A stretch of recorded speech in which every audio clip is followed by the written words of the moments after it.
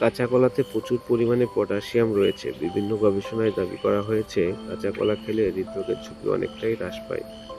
কাঁচা কলায় থাকে এনজাইম, যা ডায়রিয়া এবং পেটের নানা সংক্রমণ দূর করে। তাই ডায়রিয়া হলে চিকিৎসকেরা কাঁচা কলা খাওয়ার পরামর্শ দেন। হজমের সমস্যা কিংবা পেট খারাপেও খুব ভালো কাজ করে কাঁচা কলা। কাঁচা কলা সেদ্ধ করে লবণ দিয়ে খেতে পারলে তা শরীরের জন্য খুবই উপকারী।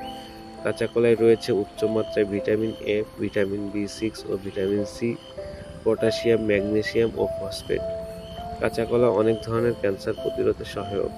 কাঁচা কলার উপস্থিত ক্যালসিয়াম হাড় মজবুত করতে সহায়ক। কাঁচা কলা অ্যান্টিঅক্সিডেন্টে ভরপুর। কাঁচা কলা খেলে রক্তে শর্করার মাত্রা না বাড়িয়ে সুগারের মাত্রা নিয়ন্ত্রণ রাখতে বিশেষ ভূমিকা পালন করে থাকে। তাই ডায়াবেটিকসের রোগীরা নিশ্চিন্তে কাঁচা কলা খেতে পারেন। শরীর ও স্বাস্থ্য দুটোই থাকবে ভালো।